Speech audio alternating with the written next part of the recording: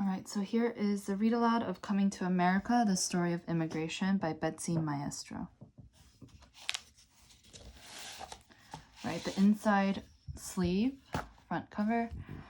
America is a nation of immigrants, from the first nomadic settlers to the huge wave of immigrants in the 19th century, to the refugees from troubled areas of the world. Each group of immigrants has contributed in its unique way to the rich fabric of American life. This book explores the evolving history of immigration to the United States, a long saga about people coming first in search of food, and then later in a quest for religious and political freedom, safety, and prosperity. It is a fascinating story that explains the richness and diversity of the American people, past and present. Coming to America, The Story of Immigration. America is a nation of immigrants. Immigrants are people who come to a new land to make their home. All Americans are related to immigrants or are immigrants themselves. Thousands and thousands of years ago, there were no people at all in the Americas. Then, during the last great ice age, nomads crossed over a land bridge from Asia to what is now Alaska. These early hunters wandered here more or less by accident, searching for food. American Indians, called Native Americans, are distant relatives of the ancient hunters who arrived in North America so very long ago. They were the first immigrants to arrive in what was truly a new world. As many more thousands of years passed, the descendants of the first hunters moved around North and South America. They settled in small villages and later built big cities.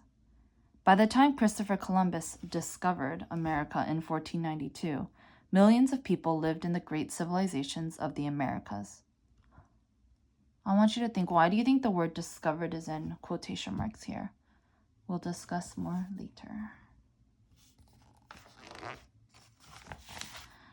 After Columbus crossed the Atlantic Ocean, other European explorers came in search of land and riches for their own countries.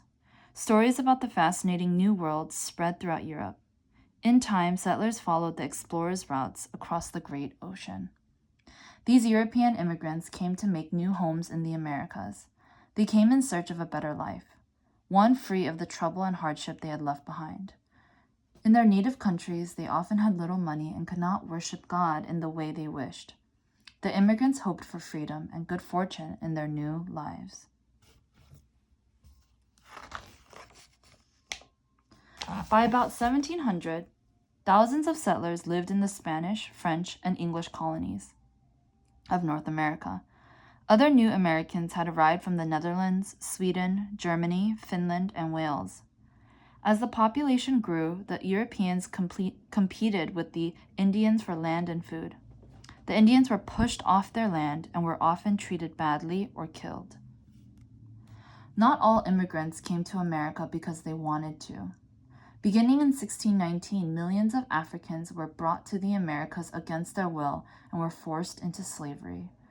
Instead of finding freedom, these Africans lost theirs, and most never returned to their homelands, so very far away.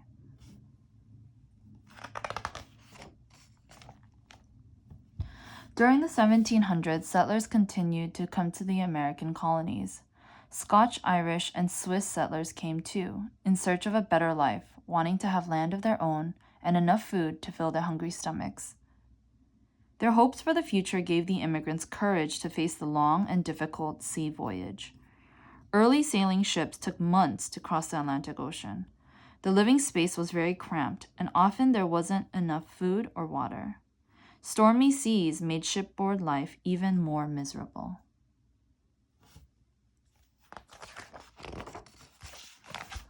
New arrivals sometimes settled near the ports where they first landed. New York, Boston, Philadelphia, Charleston, Baltimore, and New Orleans were all growing cities. As early as 1700, about 18 languages could be heard in the streets of New York City. People who had come from the same country usually stayed together. They felt more at home near others who lived as they did and spoke the same language. Their new lives were very hard at first. They had little money to afford anything except the most basic necessities.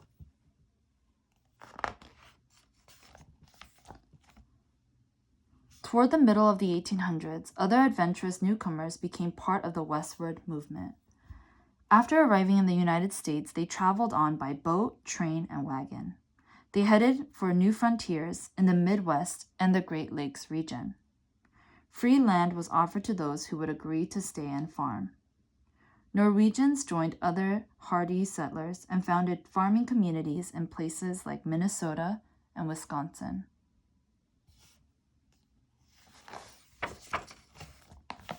Soon other pioneers moved even further west, all the way to California, where Chinese and Mexican immigrants had already settled. These early Chinese settlers helped to build the first transcontinental railroad, and when it was completed in 1869, westward travel increased. The United States had become a vast nation, spreading from the Atlantic to the Pacific Ocean.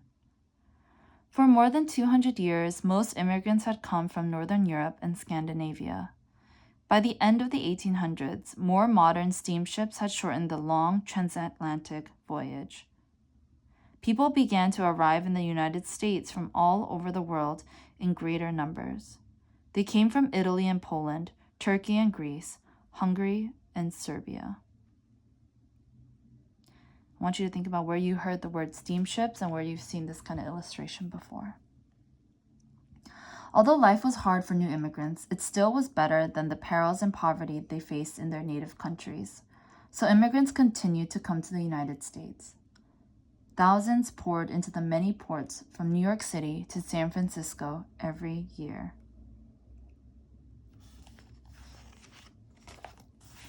Before 1820, no one had recorded the exact number of immigrants who had arrived in the United States. But the numbers of immigrants were growing so rapidly that some states passed their own immigration laws to keep track of the newcomers. In 1875, the United States government began to regulate immigration. It wanted to know more about the people who were arriving daily on American shores.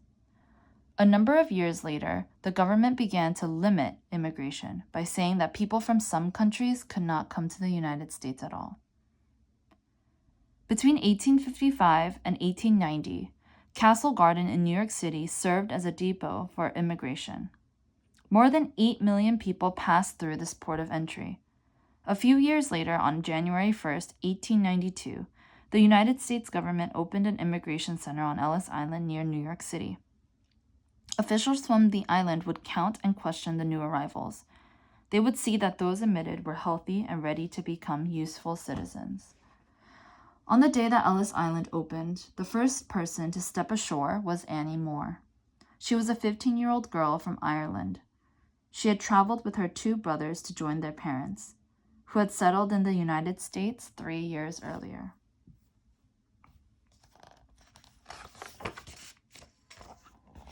As big passenger ships entered New York Harbor, the immigrants caught their first glimpse of what they hoped would be their new country.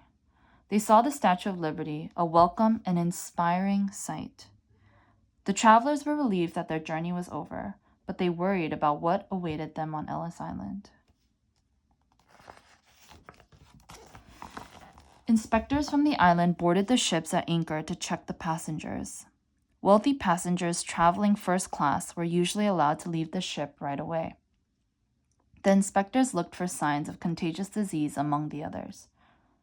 Those who were ill sometimes stayed aboard the ship or were sent to other islands to recover. Those who seemed healthy were taken to Ellis Island.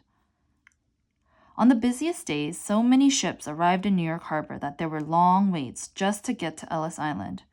Sometimes the wait was so long that people had to live aboard ship for a few extra days. Once on the island, there was more waiting. With thousands arriving each day, long lines formed everywhere. First, the immigrants were given a quick examination by doctors. Those with health problems were marked with colored chalk. The doctors would examine these persons more closely. Some people were kept on the island for observation. After 1911, Ellis Island had its own hospital to treat the sick. Sometimes immigrants had permanent health problems that would make it hard for them to work. This often meant that they would be sent back to their native country. But most of the new arrivals passed inspection and moved on to the next step.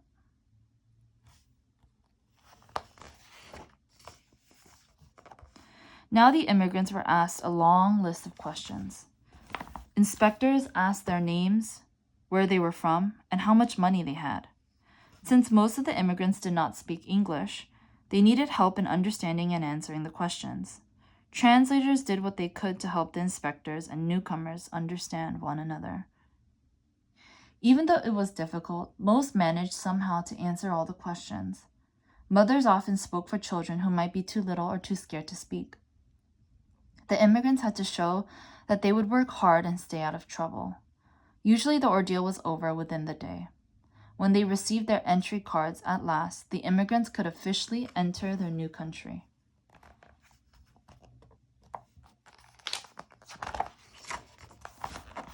During the busy years at Ellis Island, millions of immigrants passed through its massive halls. World War I slowed the huge flow of people into the United States. In 1921, the United States government passed more laws limiting the number of people who could enter the country. These laws were unfair and were later changed. Other laws were passed requiring new immigrants to have medical examinations before boarding ships in foreign ports. As a result, Ellis Island was no longer very busy, and finally, in 1954, it was closed.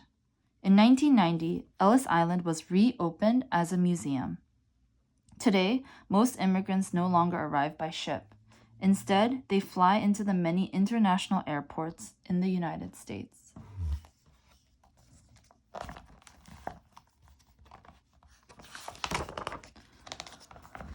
All newcomers to America have a hard time at first. This is true whether they came in the 1600s or have just arrived. It isn't easy to start a new life in an unfamiliar country. Most immigrants have to learn a new language and a new way of life. The jobs they must take are often hard, with long hours. Sadly, new arrivals are often poorly treated by other Americans just because they look or act differently. New Americans make their lives a little better by finding friends from their native country. As they have in the past, immigrants often group together in small neighborhoods. It helps them to feel more at home in a strange new country. Many different languages can be heard on the streets of the ethnic neighborhoods in big cities. Many people who come to the United States are refugees.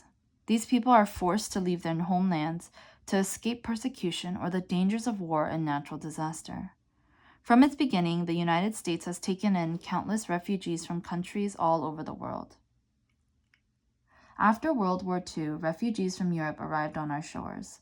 In more recent years, Southeast Asian, Cuban, and Haitian refugees have fled from homes where they could no longer be safe. They seek protection and shelter in the United States. Today's new immigrants have come to the United States from Russia, Asia, Mexico, South and Central America, the Middle East, the West Indies, and Africa. They are still coming for the same reason people have always come: to make a better life for themselves and for their children.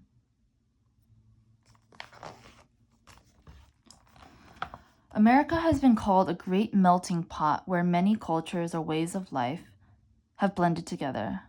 But today, Americans have also learned to celebrate their differences. There is a growing appreciation and understanding of the special character and unique contributions of each cultural or ethnic group. Everyone from the first Americans thousands of years ago to those who came only yesterday has left a lasting mark on this great land.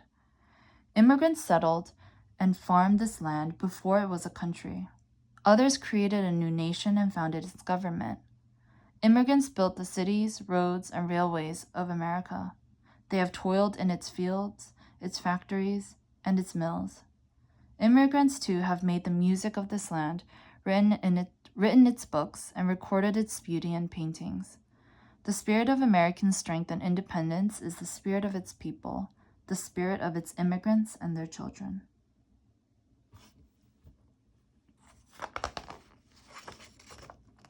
And that's the end. I will read these back, our last two pages, some other time, but this is just your first read aloud of the story.